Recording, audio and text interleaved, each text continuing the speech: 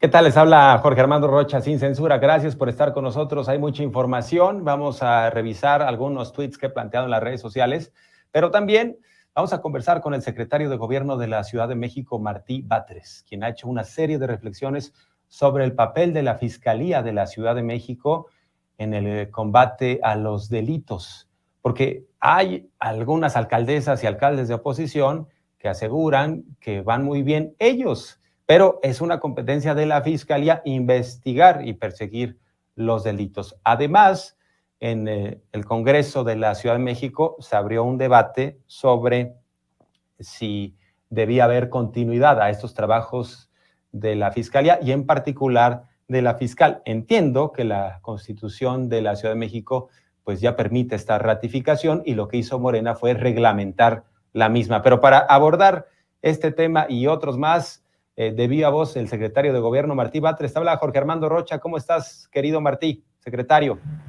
¿Cómo estás, Jorge Armando? ¿Sí me escuchas? ¿Sí me ves? ¿Sí? Perfectamente. ¿Me ves y me oyes? Perfectamente, estimado. ¿Tú a mí? Sí, perfectamente. Muy bien, pues a ver, si quieres comenzamos por el principio. Entiendo que la Constitución de la Ciudad de México permite la ratificación de la fiscal y lo que hizo hace unos días el grupo mayoritario de Morena fue reglamentar lo que ya plantea la Constitución y lo que abre la puerta a que Ernestina Godoy pueda permanecer en el cargo, que además lo ha hecho bastante bien. ¿Cómo está la cosa, Martí? Bueno, en efecto, como tú lo señalas, esta es una aclaración muy importante y muy pertinente.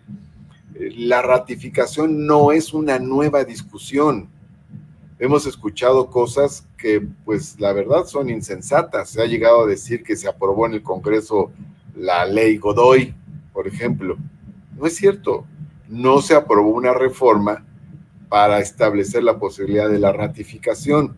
Eso ya está previsto en la Constitución de la Ciudad de México.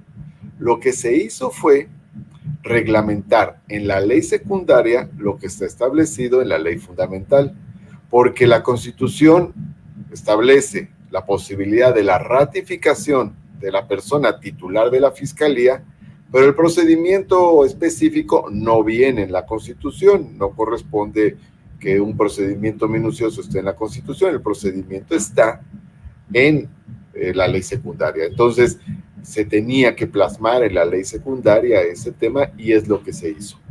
Ahora, aprovecho para contestar una siguiente cuestión. Esto quiere decir, dicen algunos, se hizo una reforma para facilitar que la fiscal se pueda ratificar o reelegir. Falso. El procedimiento que se aprobó es un procedimiento muy complicado. Es el procedimiento más complicado de todo el país. No hay ninguna entidad federativa que tenga este procedimiento. Implica, fíjate lo que voy a decir, la elección de un consejo judicial ciudadano de 11 integrantes. Ese consejo ciudadano lo aprueba el Congreso por 2/3 partes. Es decir, ahí tenemos un primer gran candado. Luego, segundo, para que ese consejo tome una decisión y recomiende la ratificación de la persona titular de la Fiscalía, tiene que tomar esa decisión por 2/3 partes de sus integrantes. Segundo gran candado de 2/3 partes. Y luego ahí te va la tercera.